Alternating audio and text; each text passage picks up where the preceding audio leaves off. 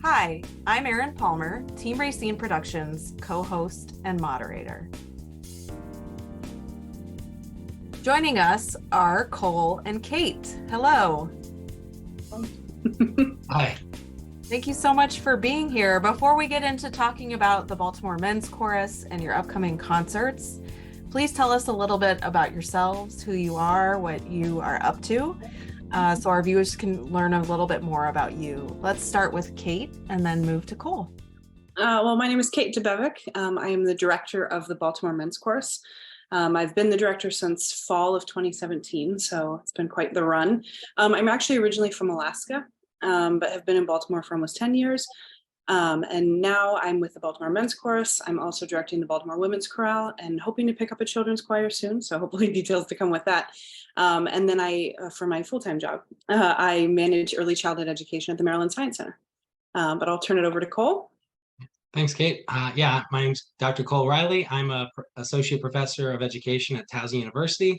But in this context, that's my day job. In this context, I'm the acting president of the Baltimore Men's Chorus, and I sing tenor one.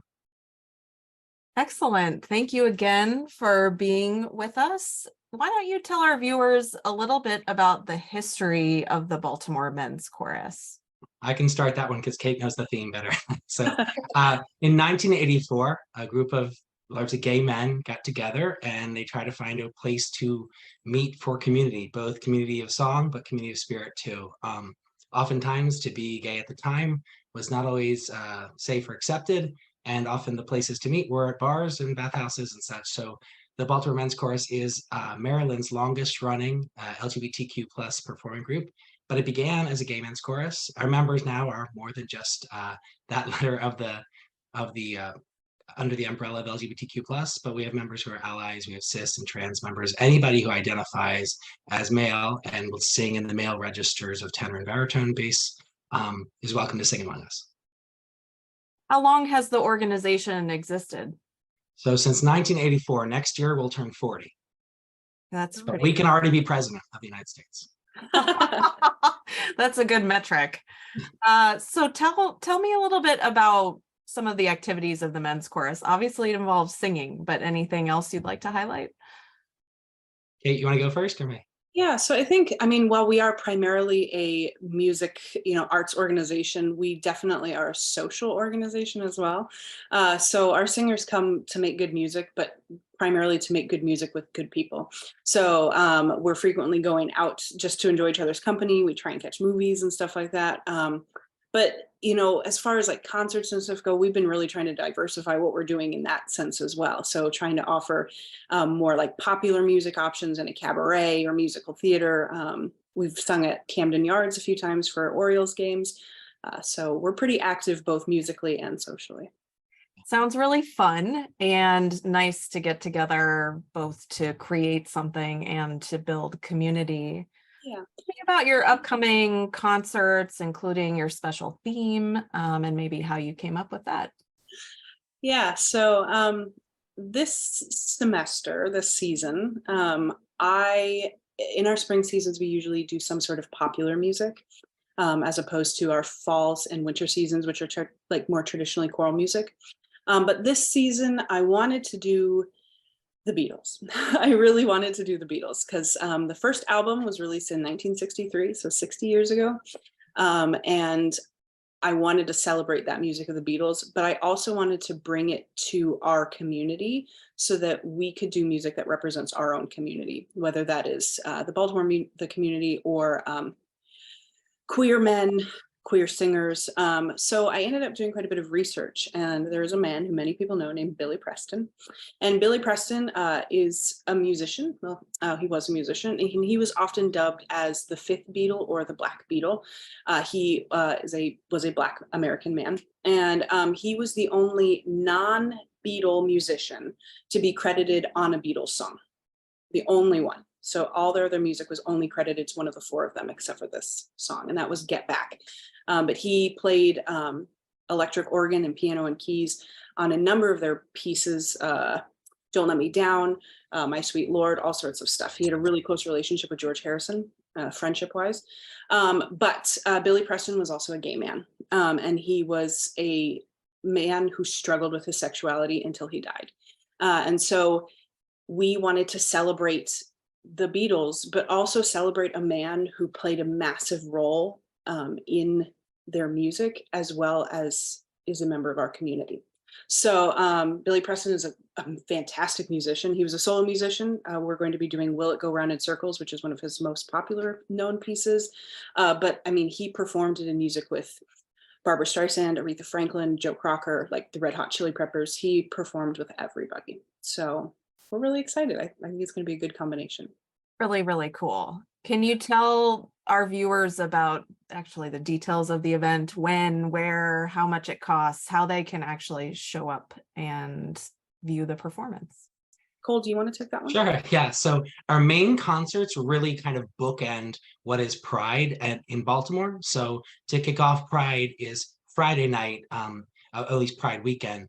Friday night, June 23rd, is a 7 p.m. performance, and we'll be at St. Mark's Church there on 1900 St. Paul Street. That's where we rehearse anyway. It's our home church, and we'll be doing a performance that night. And then on Sunday to close out. So in Baltimore Pride, it's sort of Saturday is like Pride Parade downtown, that aspect of Pride. And then Sunday is like Pride in the Park at Druid Hill Park, and a lot of things going on there. So we'll have a Sunday evening performance also at 6 p.m. at St. Vincent de Paul, our former home church. They've both churches are very affirming and have been accepting and encouraging to our chorus. So we're thrilled to give concerts there this year.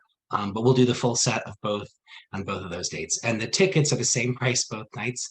They were shown a second ago, but I know it's $20 at the door, but it's $15 if you order online at a time. And through our website, if you go to www.baltimoremenschorus.org, you can buy tickets there. If you click /events, it'll show where those are at.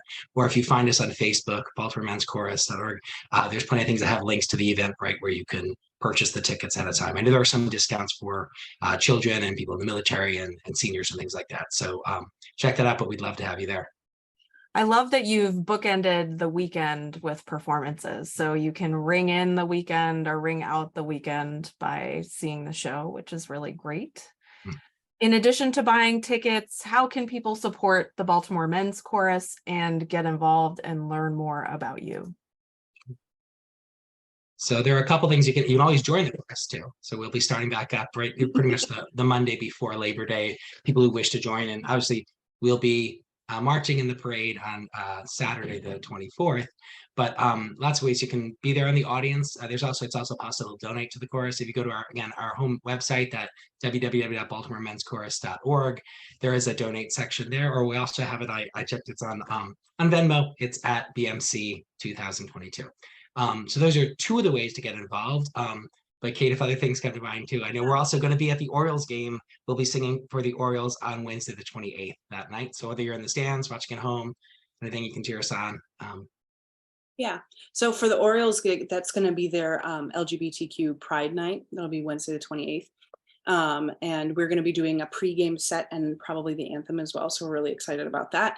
And then, yeah, the biggest way to support us is to come hear us. Like we put in weeks of rehearsal, months of rehearsal. We've been rehearsing since January, and we've got some really good stuff, some good arrangements of stuff. So the biggest way to support is just come hear us and let us share what we've been working on.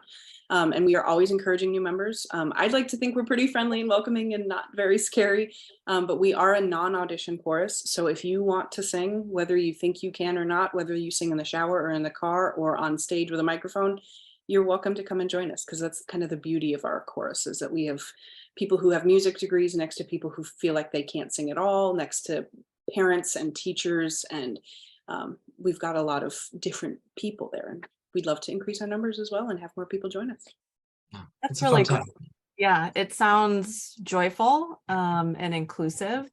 And I know you've done a great job sharing how people can get involved and learn more. But before we close out, if you can just once again share the best way for folks to learn more, maybe share your website again or some of your socials, which are also on the screen and in the description below with links.